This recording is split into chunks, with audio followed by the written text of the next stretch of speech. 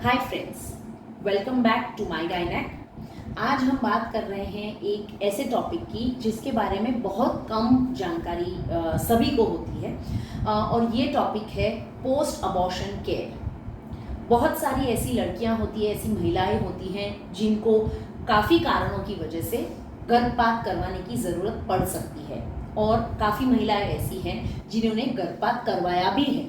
तो इस वीडियो में हम ये जानकारी लेंगे कि गर्भपात होने के बाद आपको किन चीज़ों का ख्याल रखना है, किन चीज़ों के बारे में सोचना है और कैसे आप जानें कि गर्भपात के बाद आपने रिकवर कर लिया है। इस वीडियो को आगे चलाने से पहले सभी से रिक्वेस्ट है कि चैनल को लाइक, शेयर और सब्सक्राइब करना ना भूलें ताकि हम और ऐसे वीडियोस लाके आपको अब तक जानकारी को पहुंचा सकें। तो जो आपका गर्भपात हुआ है और ये दवाइयों से गर्भपात किया गया है, जिसका मतलब जिसको हम बोलते हैं मेडिकल टर्मिनेशन ऑफ प्रेगनेंसी, दवाइयों के साथ, तो ये जो गर्भपात है ये साधारणतः 7 से 9 हफ्ते की जो आपकी प्रेगनेंसी है इसमें हम मेडिकल ऑप्शन में डेफिनेटली जा सकते हैं, जो और कोई दिक्कत नहीं है। तो इसके बाद जैसे ही आपकी ब्लीडिंग शुरू हो जाती है तो आपको 2-3 चीज़ों का खास ध्यान रखना है। ये है कि जो ज़्यादा ब्लीडिंग होती है आपके पीरियड के सेकेंड डे पे, हम ऐसा अनुमान लगाते हैं कि सबसे ज़्यादा ब्लीडिंग नॉर्मली हर एक महिला को होती है। तो जो सेकेंड डे से भी हैवी ब्लीडिंग आपको होने लगे, जो आपको चक्कर आने लगे, जो आपके पैड्स बहुत ही फास्ट भरनी शुरू हो जाए, तो डेफिनेटली आपको डॉक्टर के पास जाना चाहिए और इसका जो सही इलाज है वो करवाना चाहिए। जो ब्लीडिंग कम आ रही है पर वो बहुत लंबा समय चल रही है, नॉर्मली अबॉर्शन के बाद हफ्ते 10 दिन में धीरे धीरे करके ब्लीडिंग कम हो जानी चाहिए और 10-1 दिन में ये बंद हो जानी चाहिए। जो 10 दिन के बाद भी ब्लीडिंग चालू रहती है तो भी ये निशानी है कि आपको डॉक्टर की सलाह लेने की ज़रूरत है। काफ़ी केसेस में प्रोलॉन्ग्ड ब्लीडिंग, अगर अंदर कुछ टुकड़े रह गए हैं तो भी ये प्रोलॉन्ग ब्लीडिंग हो सकती है और इन जो पीसेस को हम बोलते हैं, इसको हम बोलते हैं इनकम्प्लीट मिसकैरेज और इसको पीसेस को निकाल लेने पड़ते हैं नॉर्मली दवाई देके, अगर नहीं हो सकता है तो सर्जिकली या डीएनसी करके।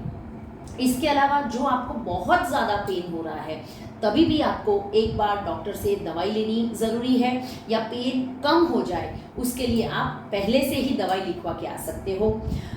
थोड़ा देर से होने वाला जो एक कॉम्प्लिकेशन है वो है इन्फेक्शन।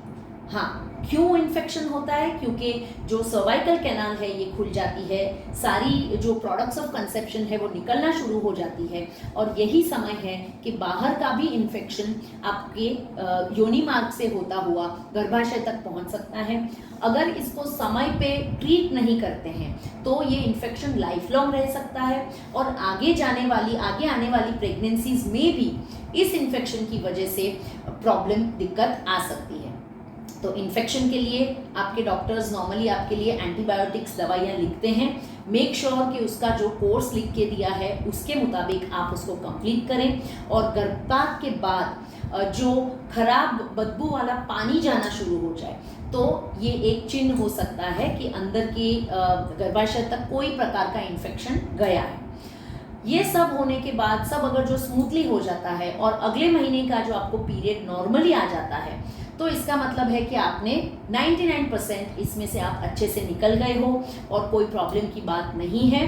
पर इस दौरान अगर आप एक सोनोग्राफी करवा लेते हैं तो आपको श्योर हो जाएगा कि अंदर अभी कोई भी पीसेस नहीं बचे हैं और सारी जो प्रोडक्ट्स ऑफ कंसेप्शन है वो अच्छी तरह से निकल चुकी है। होपफुली आपको ये वीडियोस यूजफुल लग रहे होंगे और गर्भपात के बाद क्या चीज़ों का ख्याल रखना चाहिए और क्या कॉम्प्लिकेशंस हो सकते हैं इसके बारे में दी गई ये जानकारी आपको काम आए। Thank you.